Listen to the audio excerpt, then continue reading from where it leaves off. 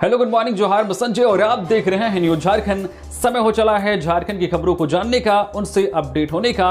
तो चलिए जानते हैं आज की 25 मुख्य बड़ी खबरों को। उससे पहले अगर आप न्यूज झारखंड चैनल पे नए हैं तो प्लीज चैनल को सब्सक्राइब करके बेल आइकन प्रेस कर दीजिए, जिससे आप तक झारखंड की हर एक छोटी बड़ी खबर का अपडेट आप तक पहुंचता रहे। तो चलिए शुरुआत करते हैं आज की पहली और महत्वपूर्ण बड़ी खबर से। झारखंड में मानसून की धमाकेदार एंट्री। अगले 3 दिन होगी झमाझम बारिश, फिर लौटेगी भीषण गर्मी। तो झारखंड में लंबे समय के बाद आखिरकार मानसून ने शुक्रवार को धमाकेदार एंट्री कर ली है। करीब 12 दिनों की देरी से पहुंचे मानसून ने राज्य के कई हिस्सों में मौसम का मिजाज बदल दिया है। मौसम विभाग के वैज्ञानिक अभिषेक आनंद ने बताया है कि मानसून संताल परगना के रास्ते झारखंड में प्रवेश कर चुका है और अगले 3 दिनों तक अच्छी बारिश होने की संभावना है। इससे लोगों को भीषण गर्मी और उमस से राहत मिलेगी। शुक्रवार को रांची, बोकारो, धनबाद, पूर्वी और पश्चिमी सिंहभूम, दुमका समेत कई जिलों में 50 से 60 किलोमीटर प्रति घंटे की रफ्तार से आंधी, गरज चमक और मध्यम से भारी बारिश हुई। मौसम विभाग ने आज शनिवार के लिए भी अलर्ट जारी किया है, जिसमें रांची, खुंटी, रामगढ़, कोडरमा, हजारीबाग, बोकारो, धनबाद, देवघर, जामताड़ा, दुमका, गोड्डा, पाकुड़ और साहिबगंज में आंधी, बारिश और वज्रपात को लेकर ऑरेंज अलर्ट जारी किया गया है। वहीं राज्य के अन्य जिलों के लिए येलो अलर्ट जारी किया गया है। विभाग ने लोगों से खराब मौसम के दौरान सतर्क रहने की अपील की है। हालांकि शुरुआती 3 दिनों के बाद मानसून की गतिविधियां कुछ कमजोर पड़ सकती हैं। इसके कारण राज्य में फिर से तेज धूप और गर्मी बढ़ने की संभावना है। मौसम विभाग के अनुसार जुलाई और अगस्त में मानसून दोबारा सक्रिय होगा और अच्छी बारिश देखने को मिलेगी। मौसम वैज्ञानिकों का मानना है कि इस बार झारखंड में सामान्य से बेहतर वर्षा हो सकती है, जिससे किसानों को भी अच्छा फायदा मिलेगा। छात्रवृत्ति भुगतान में नहीं होगी देरी, दिसंबर से पहले सभी पात्र विद्यार्थियों को मिलेगी राशि।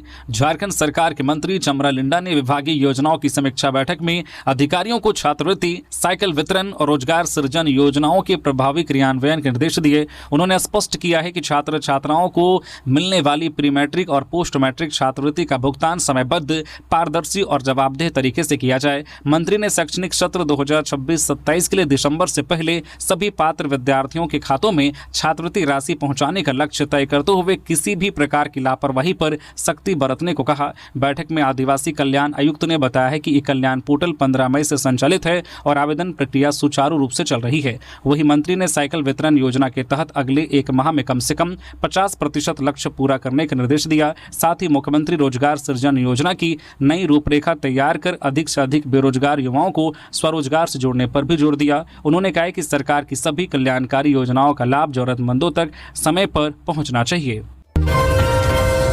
झारखंड में शिक्षक नियुक्ति प्रक्रिया को मिली रफ्तार। 29 जून को 1018 अभ्यर्थियों को सीएम हेमंत सौंपेंगे नियुक्ति पत्र। झारखंड में शिक्षक बनने का सपना देख रहे 1018 अभ्यर्थियों का लंबा इंतजार अब समाप्त होने जा रहा है। मुख्यमंत्री हेमंत सोरेन 29 जून को रांची स्थित प्रोजेक्ट भवन सभागार में आयोजित समारोह में चयनित अभ्यर्थियों को नियुक्ति पत्र सौंपेंगे। ये सभी अभ्यर्थी झारखंड कर्मचारी चयन आयोग जेएसएससी द्वारा प्राथमिक कक्षा 1 से 5 और मध्य विद्यालय कक्षा 6 से 8 के लिए चयनित किए गए हैं। आयोग की अनुशंसा के बाद जिला स्तर पर काउंसलिंग की प्रक्रिया पूरी हो चुकी है और शिक्षा विभाग नियुक्ति कार्यक्रम की तैयारियों में जुट गया है। इससे पहले भी राज्य सरकार 319 सहायक आचार्यों को नियुक्ति पत्र दे चुकी है। राज्य सरकार का लक्ष्य 26,001 सहायक आचार्य पदों पर नियुक्ति कर विद्यालयों में शिक्षकों की कमी को दूर करना है। अब तक लगभग 10,000 अभ्यर्थियों को नियुक्ति पत्र मिल चुके हैं, जबकि शेष पदों को भरने की प्रक्रिया जारी है। दूसरी ओर माध्यमिक आचार्य संयुक्त प्रतियोगिता परीक्षा के तहत जेएसएससी ने 466 अभ्यर्थियों को सर्टिफिकेट वेरिफिकेशन के लिए शॉर्टलिस्ट किया है। इन अभ्यर्थियों के दस्तावेजों की जांच 18 और 19 जून को नामकुम स्थित आयोग कार्यालय में होगी, जबकि अनुपस्थित रहने वालों को 24 जून को अंतिम अवसर दिया जाएगा। आयोग ने स्पष्ट किया है कि तय तिथि के बाद किसी भी अभ्यर्थियों को अतिरिक्त मौका नहीं मिलेगा। कोचिंग जा रही छात्रा से छेड़छाड़, बहादुर बच्ची ने सिखाया सबक, लोगों ने आरोपी को पीटकर पुलिस को सौंपा। जामताड़ा में कोचिंग जा रही एक नाबालिग छात्रा के साथ छेड़छाड़ का मामला सामने आया है। यह घटना शुक्रवार शाम करीब 4 बजे टावर चौक स्थित आईसीआईसीआई बैंक के पास हुई, जहां झालमुड़ी बेचने जा रहे 50 वर्षीय गोपाल गुप्ता ने बच्ची को अकेला देखकर उसके साथ बदतमीजी और छेड़छाड़ शुरू कर दी। लेकिन बच्ची ने हिम्मत दिखाते हुए विरोध किया, शोर मचाया और पास पड़े पत्थर उठाकर आरोपी पर फेंकने लगी। बच्ची की आवाज सुनकर आसपास के लोग मौके पर पहुंच गए और आरोपी को पकड़ लिया। गुस्साई भीड़ ने उसकी जमकर पिटाई कर दी और बाद में पुलिस के हवाले कर दिया। सूचना मिलने पर जामताड़ा थाना पुलिस मौके पर पहुंची और घायल आरोपी को हिरासत में लेकर थाने ले गई। पुलिस मामले की जांच कर रही है, जबकि स्थानीय लोग बच्चे की बहादुरी की जमकर सराहना कर रहे हैं। गुमला में 2 अलग अलग हादसों में 2 लोगों की मौत, पिकअप पलटने और छत से गिरने से गई जान। गुमला जिले के रायडी थाना क्षेत्र में शुक्रवार को 2 अलग अलग घटनाओं में 2 लोगों की मौत हो गई। पहली घटना कांसीर कोयनार टोली के पास हुई, जहां गौवन से लदा एक पिकअप वाहन अनियंत्रित होकर सड़क किनारे पेड़ से टकराने के बाद 2 बार पलट गया। हादसे में छत्तीसगढ़ के जसपुर जिले के टांगर टोली निवासी 36 वर्षीय सुभान शाह की मौके पर ही मौत हो गई। बताया जा रहा है कि वाहन तेज रफ्तार में था और चालक नियंत्रण खो बैठा। दुर्घटना में वाहन पर लदे 3 पशुओं की भी मौत हो गई, जबकि 5 अन्य पशु गंभीर रूप से घायल हो गए। सूचना मिलने पर पुलिस मौके पर पहुंची और वाहन को जब्त कर आगे की जांच शुरू कर दी। वही दूसरी घटना एकलव्य आवासीय विद्यालय सीलम में हुई। यहां निर्माण कार्य के दौरान दुमका जिले के जस पहाड़ी निवासी 38 वर्षीय मनोज देहरी 3 मंजिला भवन की छत से नीचे गिर गए। गंभीर रूप से घायल मनोज को तत्काल अस्पताल ले जाया गया, लेकिन इलाज के दौरान उनकी मौत हो गई। दोनों घटनाओं के बाद क्षेत्र में शोक का माहौल है। पुलिस ने शवों को कब्जे में लेकर पोस्टमार्टम के लिए भेज दिया और संबंधित मामलों की जांच में जुट गई। रांची के तमाड़ में ठनका की चपेट में आने से युवक की मौत। रांची के तमाड़ थाना क्षेत्र के दुबारसिनी में ठनका की चपेट में आने से शुक्रवार को छत्तीसगढ़ निवासी 45 वर्षीय कैलाश नाग की मौत हो गई। घटना शाम 6 बजे की है। घटना के संबंध में मिली जानकारी के अनुसार छत्तीसगढ़ निवासी कैलाश नाग दुबारसिनी में बोरिंग मशीन चला रहा था। इसी दौरान बूंदाबांदी के साथ जोरदार आवाज के साथ आकाशीय बिजली की चपेट में आने से घटना स्थल पर ही कैलाश नाग की मौत हो गई। हालांकि उसे तत्काल उठाकर तमाड़ अस्पताल लाया गया, जहां उसे डॉक्टरों द्वारा मृत घोषित कर दिया गया। पुलिस ने को अपने कब्जे में कर लिया है और थाना लाया है। आज शनिवार की सुबह पोस्टमार्टम के लिए रिम्स रांची भेजा जाएगा। सरायकेला में दर्दनाक सड़क हादसा, अनियंत्रित बाइक गड्ढे में गिरी, युवक की मौत। सरायकेला कांडरा मार्ग पर शुक्रवार शाम हुए दर्दनाक सड़क हादसे में 23 वर्षीय युवक की मौत हो गई। यह दुर्घटना जिला समाहरणालय के समीप स्थित टीबीएस शोरूम के पास हुई, जहां तेज रफ्तार से जा रही एक बाइक अचानक अनियंत्रित होकर सड़क किनारे गड्ढे में जा गिरी। हादसे में बाइक सवार युवक गंभीर रूप से घायल हो गया। स्थानीय लोगों की मदद से उसे तत्काल एम्बुलेंस द्वारा सरायकेला सदर अस्पताल पहुंचाया गया, लेकिन चिकित्सकों ने जांच के बाद उसे मृत घोषित कर दिया। मृतक की पहचान खारसावा थाना क्षेत्र के बेगनाडी गांव निवासी संजय नायक 23 वर्षीय के रूप में हुई है। बताया गया है कि वह अपनी यामाहा R15 बाइक से सरायकेला की ओर जा रहा था, तभी जिला समाहरणालय के पास बाइक का संतुलन बिगड़ गया और यह हादसा हो गया। सूचना मिलने पर सरायकेला थाना पुलिस मौके पर पहुंची और मामले की जांच शुरू कर दी। घटना के बाद परिजनों का रो रो कर बुरा हाल है और पूरे गाँव में शोक का माहौल है। झारखंड पात्रता परीक्षा कल, रांची के 5 केंद्रों पर कड़ी निगरानी में होगा आयोजन। झारखंड लोक सेवा आयोग जेपीएससी द्वारा आयोजित झारखंड पात्रता परीक्षा 2024 को लेकर रांची जिला प्रशासन ने सभी तैयारियां पूरी कर ली है। परीक्षा के सफल एवं शांतिपूर्ण संचालन के लिए शुक्रवार को समाहरणालय स्थित ब्लॉक ए सभागार में समीक्षा बैठक आयोजित की गई, जिसकी अध्यक्षता अपर जिला दंडाधिकारी विधि व्यवस्था धनंजय ने की। बैठक में केंद्र अधीक्षकों, दंडाधिकारियों और संबंधित अधिकारियों को परीक्षा से जुड़े सभी दिशा निर्देशों का सख्ती से पालन सुनिश्चित करने के निर्देश दिए गए। आयोग के अनुसार परीक्षा 14 जून को रांची जिले के 5 उपकेंद्रों पर सुबह 10 बजे से दोपहर 1 बजे तक एक पाली में आयोजित होगी। परीक्षा केंद्रों पर सुरक्षा के व्यापक इंतजाम किए गए हैं। साथ ही चिकित्सा सुविधा, फायर ब्रिगेड और अन्य आवश्यक व्यवस्थाएं भी उपलब्ध रहेंगी। प्रशासन ने परीक्षार्थियों से समय से पहले केंद्र पहुंचने और जारी दिशा निर्देशों का पालन करने की अपील की है। अधिकारियों का कहना है कि परीक्षा को निष्पक्ष, पारदर्शी और नकल मुक्त वातावरण में संपन्न कराना प्रशासन की सर्वोच्च प्राथमिकता है। रांची के धुरवा से लापता बच्चों के परिजनों से मिले आदित्य साहू, पुलिस जांच पर उठाए गंभीर सवाल। धुरवा इलाके से लापता हुए 3 बच्चों का 12 दिन बीत जाने के बाद भी कोई सुराग नहीं मिलने पर भाजपा प्रदेश अध्यक्ष आदित्य साहू शुक्रवार को पीड़ित परिवार से मिलने पहुंचे। उन्होंने परिजनों से मुलाकात कर पूरे मामले की जानकारी ली और बच्चों की सुरक्षित बरामदगी की मांग की। आदित्य साहू ने आरोप लगाया है कि परिजनों द्वारा बताई गई जानकारी और पुलिस द्वारा दर्ज FIR में काफी अंतर है। उनका कहना है कि परिवार अधिक पढ़ा पढ़ा लिखा नहीं है और पुलिस ने अपनी सुविधा के अनुसार प्राथमिकी दर्ज की है। उन्होंने करण, अर्जुन और शिवा नामक तीनों बच्चों की तलाश में तेजी लाने तथा मामले की निष्पक्ष जांच की मांग की है। उन्होंने कहा कि रांची के कोकर क्षेत्र से लापता 18 माह की मासूम आदिति का भी अब तक कोई पता नहीं चल सका है, जिससे पुलिस की कार्यशैली पर सवाल उठ रहे हैं। आदित्य साहू ने आरोप लगाया कि राजधानी रांची समेत राज्य में बच्चों के लापता होने की घटनाएं बढ़ रही हैं, जबकि पुलिस केवल औपचारिक कार्रवाई कर रही है। पुलिस प्रशासन की कथित निष्क्रियता के विरोध में भाजपा शनिवार शाम 6 बजे मशाल जुलूस निकालेगी। इस दौरान पूर्व प्रदेश अध्यक्ष दीपक प्रकाश समेत पार्टी के कई वरिष्ठ नेता और कार्यकर्ता मौजूद रहे। पलामू के जमुदाहा जंगल में मिला महिला का कंकाल 29 मई से थी लापता, मौत बनी रहस्य। पलामू जिले के पांडु थाना क्षेत्र स्थित जमुदाहा जंगल से शुक्रवार को एक महिला का कंकाल मिलने के बाद इलाके में सनसनी फैल गई। सूचना मिलते ही पुलिस के वरीय अधिकारी मौके पर पहुंचे और जांच शुरू की। कंकाल के पास मिले कपड़ों के आधार पर उसकी पहचान भटवलिया निवासी 37 वर्षीय सुनीता देवी के रूप में हुई है, जो 29 मई को जंगल में लकड़ी लाने गई थी और उसके बाद से लापता हो गई। महिला का कंकाल संदिग्ध परिस्थितियों में मिलने से उसकी मौत को लेकर रहस्य गहरा गया है। घटना के बाद इलाके में तरह तरह की चर्चाएं हो रही हैं। स्थानीय लोगों का मानना है कि महिला किसी जंगली जानवर के हमले का शिकार हुई हो सकती है, जबकि मृतका के मायके पक्ष ने पति पर गंभीर आरोप लगाते हुए निष्पक्ष जांच की मांग की है। पुलिस ने कंकाल को कब्जे में लेकर पोस्टमार्टम और अन्य वैज्ञानिक जांच के लिए रांची स्थित रिम्स भेज दिया है। पुलिस का कहना है कि पोस्टमार्टम रिपोर्ट और अन्य जांच रिपोर्ट आने के बाद ही मौत के वास्तविक कारणों का खुलासा हो सकेगा। फिलहाल मामले के हर पहलू की गहन जांच की जा रही है। गुमला में वज्रपात का कहर, 10 मवेशियों की मौत, किसानों पर टूटा संकट। गुमला जिले के घाघरा थाना क्षेत्र स्थित तेंदार पाइकिर कोना गांव में शुक्रवार को आकाशीय बिजली गिरने से 10 मवेशियों की मौत हो गई। जानकारी के अनुसार मारियानुष मुंडा की 2 गाय और 6 बैल तथा सोनू मुंडा के 2 बैल आयता डोडा क्षेत्र में चल रहे थे। बारिश शुरू होने पर सभी मवेशी एक पेड़ के नीचे खड़े हो गए, तभी वज्रपात की चपेट में आने से उनकी मौके पर ही मौत हो गई। घटना के बाद दोनों किसान परिवारों में मातम का माहौल है। मवेशियों की मौत से प्रभावित किसानों के सामने खेती और आजीविका का संकट खड़ा हो गया है। किसानों ने बताया कि खेती किसानी के लिए यही मवेशी उनका मुख्य सहारा थे और बरसात के मौसम में खेती की तैयारी भी शुरू होने वाली थी। पीड़ित परिवारों और ग्रामीणों ने प्रशासन से जल्द सर्वे कर उचित मुआवजा और आर्थिक सहायता देने की मांग की है। वही मौसम विभाग ने बारिश और वज्रपात के दौरान लोगों को सावधान और सतर्क रहने और खुले मैदान और पेड़ों के नीचे नहीं रुकने की सलाह दी है। पत्नी और पिता से विवाद के बाद 100 फीट ऊंचे मोबाइल टावर पर चढ़ा युवक, पुलिस की समझाइश से टला बड़ा हादसा।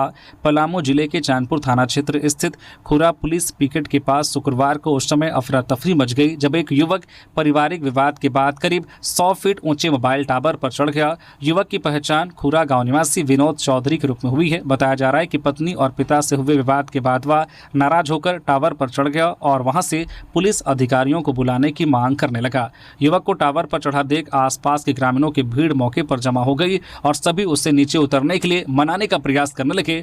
सूचना मिलते ही खुरा पुलिस पिकेट के जवान और अधिकारी मौके पर पहुंचे। करीब 45 मिनट तक युवक टावर पर बैठा रहा और किसी की बात सुनने को तैयार नहीं था। हालांकि पुलिस कर्मियों ने धैर्यपूर्वक उससे बातचीत की और समझाया। आखिरकार पुलिस की समझाइश के बाद युवक स्वयं सुरक्षित नीचे उतर आया। चैनपुर थाना प्रभारी लालजी ने बताया कि युवक पारिवारिक विवाद के कारण गुस्से में यह कदम उठा बैठा था। नीचे उतरने के बाद परिजनों और ग्रामीणों ने भी उसे समझाया और अपने साथ घर ले गए। पुलिस की सतर्कता और समय रहते हस्तक्षेप से एक बड़ा हादसा टल गया।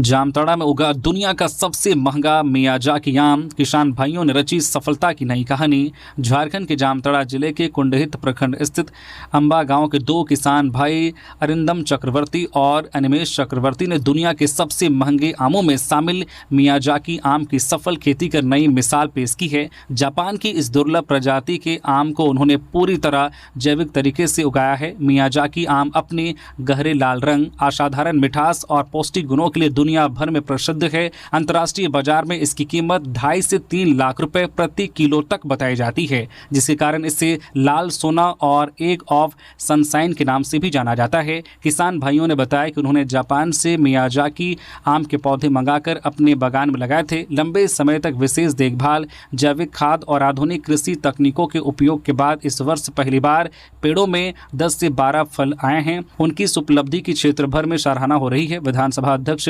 रविंद्रनाथ महतो ने भी दोनों किसानों को बधाई देते हुए इसे झारखंड के लिए गर्व की बात बताया है। कृषि विशेषज्ञों का मानना है कि यह सफलता राज्य में हाई वैल्यू खेती को बढ़ावा देने और अन्य किसानों को आधुनिक कृषि अपनाने के लिए प्रेरित करेगी। पीएम आवास योजना में गड़बड़ी, लाभुक के बजाय दूसरे खाते में पहुंची 40,000 की राशि। जामताड़ा जिले के नाला प्रखंड की कास्ता पंचायत स्थित परिहारपुर गांव में प्रधानमंत्री आवास योजना के तहत गंभीर अनियमितता का मामला सामने आया है। लाभुक कालू मंडल के लिए स्वीकृत आवास योजना की पहली किस्त के रूप में 40,000 रुपये उनके बैंक खाते में जाने थे, लेकिन राशि गाँव के ही एक अन्य व्यक्ति दयाल मंडल के खाते में ट्रांसफर हो गई। इस गड़बड़ी के कारण पात्र परिवार आज तक योजना के लाभ से वंचित है। मामले का खुलासा तब हुआ जब करीब 1 वर्ष बाद प्रखंड कार्यालय से आवास निर्माण पूरा नहीं करने को लेकर नोटिस मिला, जबकि लाभुक के खाते में कोई राशि पहुंची ही नहीं थी। नोटिस मिलने के बाद परिवार ने मुखिया, प्रखंड कार्यालय और संबंधित अधिकारियों से शिकायत की है, लेकिन अब तक समस्या का समाधान नहीं हो सका है।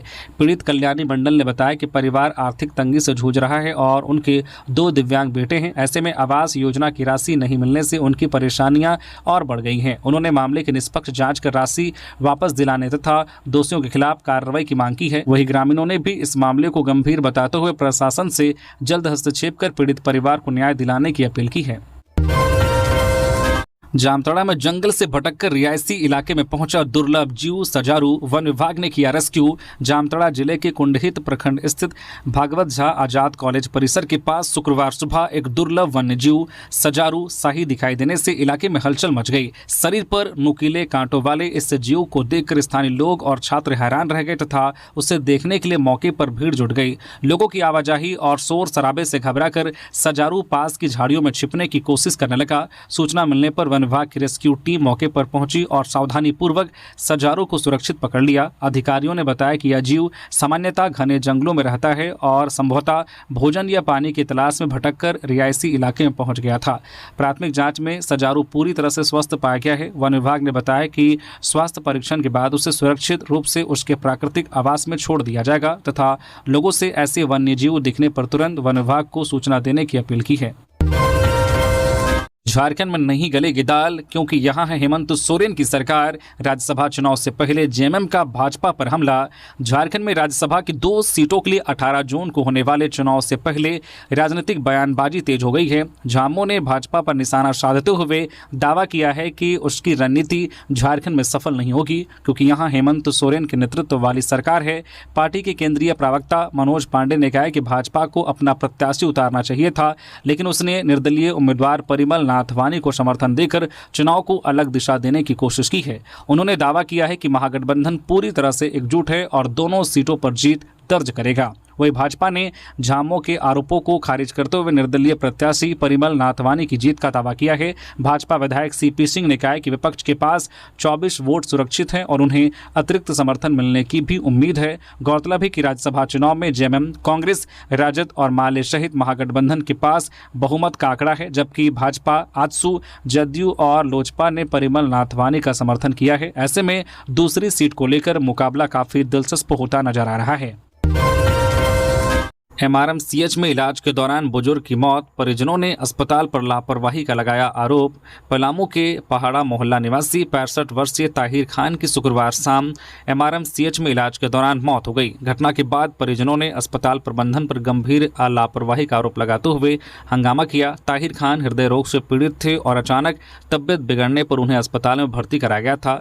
परिजनों का आरोप है कि मरीज को समय पर उचित इलाज नहीं मिला और ऑक्सीजन आपूर्ति में भी लापरवाही बरती गई, जिसके कारण उनकी मौत हो गई। घटना के बाद परिजनों और स्थानीय लोगों ने मामले की उच्च स्तरीय जांच की मांग की। सूचना मिलने पर पूर्व मंत्री केएन त्रिपाठी अस्पताल पहुंचे और परिजनों से मुलाकात की। उन्होंने उपायुक्त से मामले की निष्पक्ष जांच कराने तथा आरोप सही पाए जाने पर जिम्मेदार कर्मियों और चिकित्सकों के खिलाफ सख्त कार्रवाई करने की मांग की।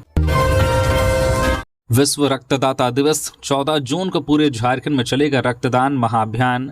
रक्तदान को बढ़ावा देने और स्वैच्छिक रक्तदाताओं को सम्मानित करने के उद्देश्य से 14 जून को विश्व रक्तदाता दिवस मनाया जाएगा। इस अवसर पर झारखंड के सभी जिलों और प्रखंडों में रक्तदान महाअभियान चलाया जाएगा। अभियान के दौरान रक्तदान शिविरों के साथ निःशुल्क ब्लड ग्रुप और हीमोग्लोबिन जाँच की भी व्यवस्था की जाएगी। स्वास्थ्य विभाग का उद्देश्य अधिक से अधिक लोगों को रक्तदान के लिए प्रेरित करना और जरूरतमंद मरीजों के लिए रक्त की उपलब्धता सुनिश्चित करना है। झारखंड के अपर मुख्य सचिव स्वास्थ्य अजय कुमार सिंह ने सभी जो उपायुक्तों को अपने अपने जिलों में व्यापक स्तर पर कार्यक्रम आयोजित करने के निर्देश दिए हैं। इस वर्ष विश्व रक्तदाता दिवस की थीम मानवता की एक बूंद रक्तदान करे जीवन बचाएं रखी गई है, जो लोगों को रक्तदान के महत्व के प्रति जागरूक करने और मानव सेवा के इस कार्य में भागीदारी के लिए प्रेरित करती है। स्वास्थ्य विभाग के अनुसार इस बार कार्यक्रम को राज्यव्यापी जन भागीदारी अभियान के रूप में आयोजित किया जाएगा। झारखंड टी20 क्रिकेट लीग जमशेदपुर स्टीलर्स ने रोमांचक मुकाबले में धनबाद डायमंड्स को 7 रन से हराया।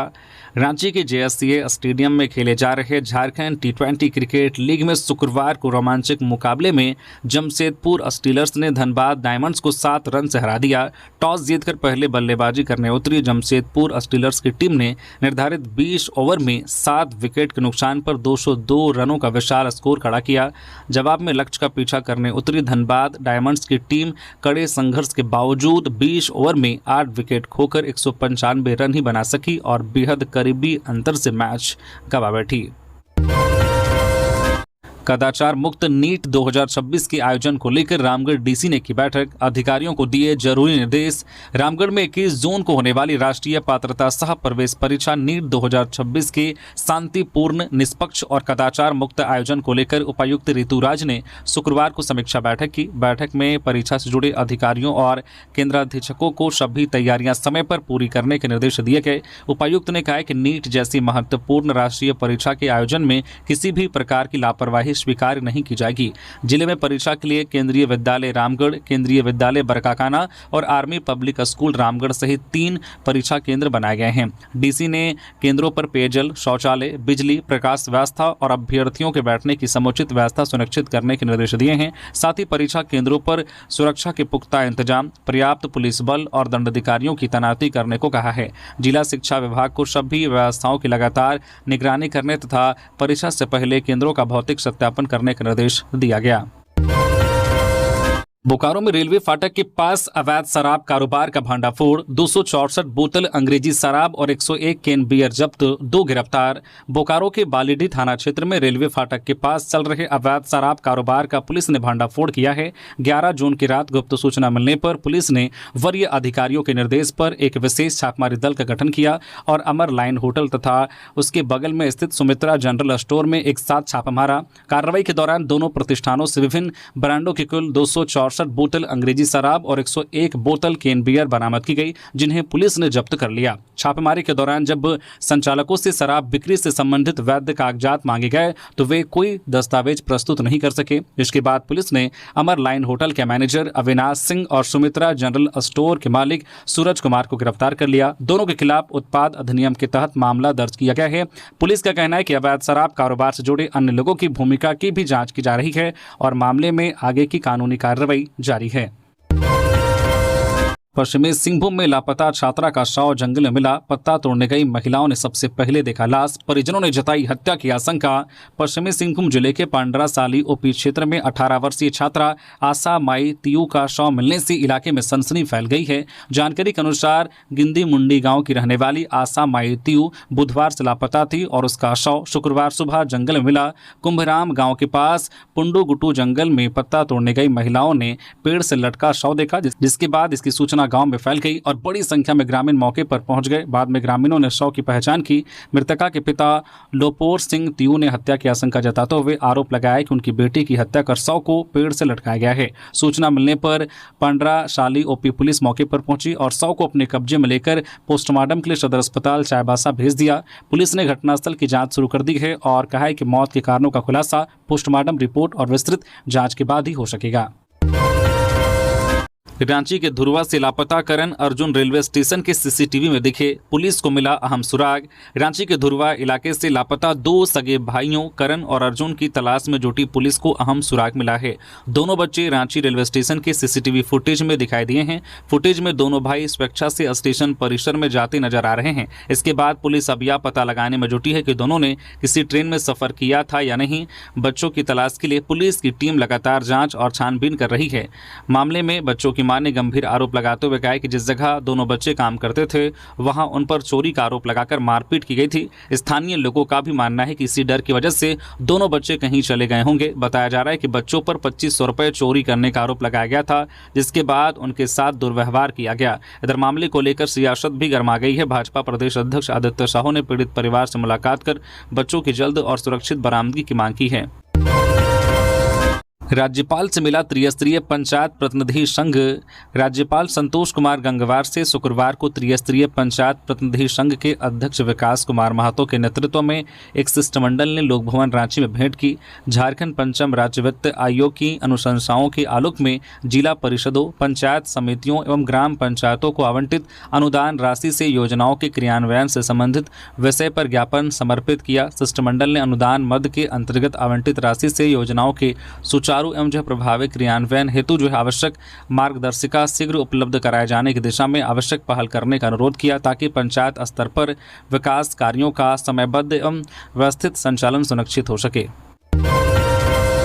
गढ़वा में झारखंड कबड्डी प्रीमियर लीग का भव्य आगाज। वीर बुधू भगत टाइगर्स ने जीता पहला मैच। गढ़वा शहर के टाउन हॉल मैदान में Jharkhand kabaddi premier league JKPL का भव्य आगाज हुआ। 14 जून तक चलने वाली इस प्रतियोगिता का उद्घाटन उपायुक्त पशुपति नाथ मिश्रा और SDO संजय कुमार पांडे ने संयुक्त रूप से किया। उद्घाटन अवसर पर अधिकारियों ने जो कबड्डी को पारंपरिक खेल बताते हुए इससे खिलाड़ियों के लिए बेहतर अवसर और मंच उपलब्ध कराने की बात कही। इस लीग में सिधो कान्हू वॉरियर्स, वीर बुधू भगत टाइगर्स, बिरसा मुंडा लायंस सहित कुल 6 टीमें हिस्सा ले रही हैं। आयोजित समिति और खेल संघ के पदाधिकारियों ने भविष्य में जिला स्तरीय प्रतियोगिता के आयोजन की भी घोषणा की है, ताकि स्थानीय खिलाड़ियों को अधिक अवसर मिल सके। उद्घाटन मुकाबले में वीर बुधू भगत टाइगर्स ने शानदार प्रदर्शन करते हुए तिलका मांझी वॉरियर्स को 55-48 अंकों से हराकर प्रतियोगिता की विजयी शुरुआत की। मैच में खिलाड़ियों के बेहतरीन खेल और तालमेल ने दर्शकों को रोमांचित कर दिया। गैंगस्टर अमन श्रीवास्तव को हाईकोर्ट से मिली राहत। हत्या के मामले में मिली जमानत। झारखंड हाईकोर्ट ने हत्या के एक मामले में गैंगस्टर अमन श्रीवास्तव को जमानत दे दी है। न्यायमूर्ति अनिल कुमार चौधरी की अदालत ने उनकी जमानत याचिका पर सुनवाई के बाद राहत प्रदान की। मामला हजारीबाग के कटकमदाग थाना में दर्ज कांड संख्या 22/2021 से संबंधित है। सुनवाई के दौरान अदालत को बताया गया कि कुछ आरोपियों के बयान में अमन श्रीवास्तव का नाम सामने आया था, लेकिन प्राथमिकी दर्ज कराने वाले सूचक ने उनके खिलाफ लगाए गए आरोपों का समर्थन नहीं किया। मामले की जांच कर रहे अनुसंधानकर्ताओं ने भी अदालत को बताया है कि अमन श्रीवास्तव की संलिप्तता को लेकर पुलिस के पास केवल गुप्त सूचना थी और उनके खिलाफ कोई प्रत्यक्ष साक्ष्य उपलब्ध नहीं है। सभी पक्षों की दलीलें सुनने के बाद हाईकोर्ट ने जमानत मंजूर कर ली। उल्लेखनीय है कि 19 फरवरी 2021 को बाइक सवार अपराधियों ने एक कंपनी के कर्मी सत्येंद्र की गोली मारकर हत्या कर दी थी। अपराधियों ने उनकी कार का पीछा कर फायरिंग की थी, जिसमें गोली लगने से उसकी मौत हो गई थी। इसी मामले में पुलिस ने हत्या का केस दर्ज कर जांच शुरू की थी। झामुमो का नया हाईटेक केंद्रीय कार्यालय जल्द होगा तैयार। कार्यकर्ताओं को मिलेगी आधुनिक सुविधाएं। झारखंड मुक्ति मोर्चा झामुमो जल्द ही अपने नए अत्याधुनिक केंद्रीय कार्यालय की शुरुआत करने जा रहा है। पार्टी का यह नया कार्यालय आधुनिक और हाईटेक सुविधाओं से लैस होगा, जिससे जल्द ही आम कार्यकर्ताओं के लिए खोलने की तैयारी है। दावा किया जा रहा है कि राज्य गठन के बाद झारखंड में किसी भी राजनीतिक दल का इतना आधुनिक और सुविधा संपन्न कार्यालय पहली बार तैयार किया जा रहा है। नए कार्यालय में आधुनिक conference hall, digital meeting room, media centre, प्रशिक्षण कक्ष, हाई स्पीड इंटरनेट सहित कई अत्याधुनिक सुविधाएं उपलब्ध होंगी। इसके साथ ही कार्यकर्ताओं के बैठने और संगठनात्मक गतिविधियों के संचालन के लिए भी विशेष व्यवस्था की जा रही है। पार्टी नेताओं का कहना है कि कार्यालय की रूपरेखा जमीनी कार्यकर्ताओं और संगठन की जरूरतों को ध्यान में रखकर तैयार की गई है, जिसके कारण इससे लेकर राजनीतिक गलियारों में भी काफी चर्चा हो रही है। रांची में 6 जुलाई को होगा भव्य प्रतिभा सम्मान समारोह। 20,000 से अधिक मेधावी छात्र होंगे सम्मानित। झारखंड के मेधावी छात्रों को सम्मानित करने के लिए public school and children welfare association पाशवा की ओर से 6 जुलाई 2026 को रांची के हरिवंश टाना भगत इंडोर स्टेडियम खेलगांव रांची में grand student talent felicitation ceremony का आयोजन किया जाएगा। इस समारोह में राज्य भर के 20,000 से अधिक मेधावी छात्रों को सम्मानित किया जाएगा। कार्यक्रम में CBSE, जैक और ICSE बोर्ड के वे छात्र शामिल होंगे जिन्होंने 10वीं या 12वीं परीक्षा में 65% या उससे अधिक अंक प्राप्त किए हैं। आयोजकों के अनुसार कार्यक्रम का उद्देश्य छात्रों की प्रतिभा को पहचान देना, उन्हें प्रोत्साहित करना और बेहतर भविष्य के लिए प्रेरित करना है। समारोह की मुख्य अतिथि ग्रामीण विकास मंत्री दीपिका पांडे सिंह होंगी, जबकि मुख्यमंत्री हेमंत सोरेन सहित कई गण्यमान्य अतिथियों को भी आमंत्रित किया गया है। पासवान ने मेधावी छात्रों के लिए निःशुल्क ऑनलाइन पंजीकरण प्रक्रिया शुरू कर दी है। संगठन का कहना है कि यह आयोजन विद्यार्थियों की मेहनत, उपलब्धियों और सपनों का सम्मान करने का एक बड़ा मंच साबित होगा। बोकारो से लापता बच्चा ओडिशा के पुरी से बरामद, 6 जून से था गायब। बोकारो जिले के बालीडी थाना क्षेत्र स्थित कुर्मीडी से लापता हुए बच्चे को पुलिस ने ओडिशा के पुरी से सकुशल बरामद कर लिया है। बच्चा 6 जून से गायब था, जिसके बाद परिजनों ने बालीडी थाना में शिकायत दर्ज कराई थी। मामले की गंभीरता को देखते हुए एसपी नाथू सिंह मीना के निर्देश पर 3 विशेष टीमों का गठन किया गया और बच्चे की तलाश शुरू की गई। जाँच के दौरान पुलिस ने बोकारो रेलवे स्टेशन समेत 8 रेलवे स्टेशनों के CCTV फुटेज खंगाले। फुटेज के बाद बोकारो और मोरी रेलवे स्टेशन पर ट्रेन में सवार होता दिखाई दिया, जिसके आधार पर उसकी लोकेशन ट्रेस कर पुरी से बरामद किया गया। पुलिस के अनुसार बच्चे के पिता एक आपराधिक मामले में जेल में हैं और उसकी मां दिल्ली में काम करती है, जिससे बच्चा खुद को अकेला महसूस कर भटक गया था। पुलिस ने त्वरित कार्रवाई करते हुए 5 दिनों के भीतर बच्चे को सुरक्षित उसके परिजनों से मिला दिया। गिरिडीह में दंपत्ति हत्याकांड का खुलासा, 7 आरोपी गिरफ्तार। भूमि विवाद और जादू टोना बनी हत्या की वजह, 1 तलवार और 2 छुरे भी बरामद। गिरिडीह जिले के मधुबन थाना क्षेत्र के दलांचलकारी गांव में हुए चर्चित दंपत्ति हत्याकांड का पुलिस ने खुलासा करते हुए 7 आरोपियों को गिरफ्तार किया है। एसपी डॉक्टर विमल कुमार ने बताया कि 2-3 जून 2026 की रात पतिया हांसदा और उनकी पत्नी परनी देवी पर धारदार हथियार से हमला किया गया था, जिससे दोनों की मौत हो गई थी। मामले में 4 जून को प्राथमिकी दर्ज होने के बाद एसडीपीओ मोहम्मद आबिद खान के नेतृत्व में विशेष जांच टीम गठित की गई। जांच में सामने आया है कि मृतक दंपत्ति का अपने गोतिया पक्ष के लोगों से लंबे समय से भूमि विवाद चल रहा था और जादू टोना को लेकर भी तनाव था। इसी वजह से आरोपियों ने हत्या की साजिश रची थी।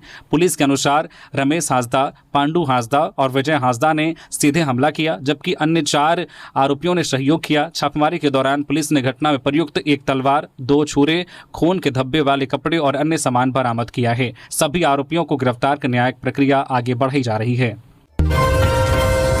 शिक्षा के क्षेत्र में पूर्वी सिंहभूम बना झारखंड का नंबर 1, राज्य स्तरीय रैंकिंग में हासिल किया पहला स्थान। स्कूली शिक्षा एवं साक्षरता विभाग तथा KPMG द्वारा जारी अप्रैल मई 2026 की जिला शिक्षा प्रदर्शन समीक्षा रिपोर्ट में पूर्वी सिंहभूम ने पूरे झारखंड में पहला स्थान हासिल किया है।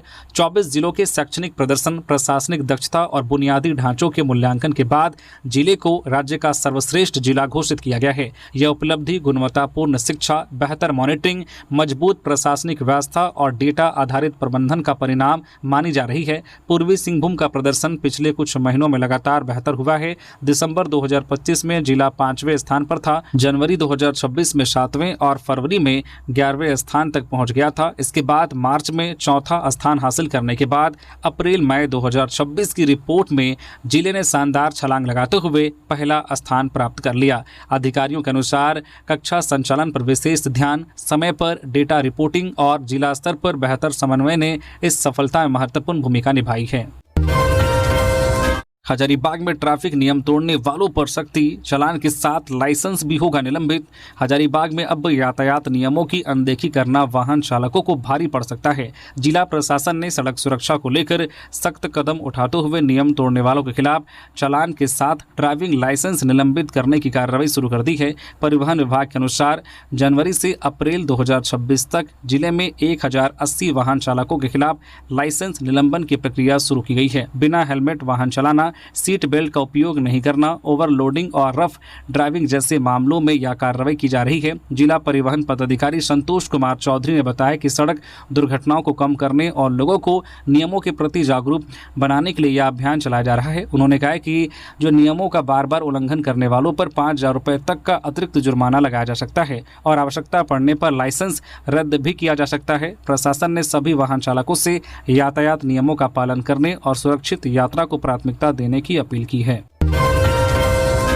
साहिबगंज में जेएमएम की बूथ स्तरीय बैठक, कोई मतदाता ना छूटे अभियान पर जोर। शुक्रवार को साहिबगंज के टाउन हॉल में झारखंड मुक्ति मोर्चा जेएमएम की एक दिवसीय बूथ स्तरीय एवं BLA-2 बैठक जिला अध्यक्ष अरुण सिंह की अध्यक्षता में आयोजित की गई। बैठक में पार्टी के कई वरिष्ठ नेताओं, जनप्रतिनिधियों और कार्यकर्ताओं ने भाग लिया। इस दौरान कोई मतदाता ना छूटे के संकल्प के साथ कार्यकर्ताओं को मतदाता सूची के प्रति पूरी तरह सतर्क और सक्रिय रहने का निर्देश दिया गया, ताकि हर पात्र नागरिक का नाम मतदाता सूची में सुनिश्चित किया जा सके। बैठक में आगामी विशेष गहन पुनरीक्षण SIR अभियान को लेकर बूथ स्तर के कार्यकर्ताओं को आवश्यक दिशा निर्देश दिए गए। नेताओं ने कहा कि किसी भी पात्र पुरुष या महिला मतदाता का नाम सूची से ना छूटे और न ही गलत तरीके से कटे। इसके लिए कार्यकर्ता घर घर जाकर निगरानी रखे। पार्टी नेताओं ने संगठन को बूथ स्तर तक मजबूत करने और मतदाता सूची से जुड़ी हर गतिविधि पर नजर बनाए रखने का भी आह्वान किया।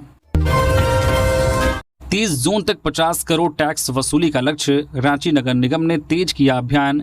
रांची नगर निगम ने वित्त वर्ष 2026-27 में होल्डिंग टैक्स संग्रहण अभियान को तेज कर दिया है। निगम अब तक 32 करोड़ रुपए की वसूली कर चुका है और 30 जून तक 50 करोड़ रुपए टैक्स संग्रह का लक्ष्य निर्धारित किया गया है। लक्ष्य की समीक्षा को लेकर उप नगर आयुक्त गौतम प्रसाद साहू की अध्यक्षता में शुक्रवार को राजस्व शाखा की बैठक आयोजित की गई, जिसमें अधिकारियों और कर्मियों को टैक्स वसूली अभियान में तेजी लाने के निर्देश दिए गए।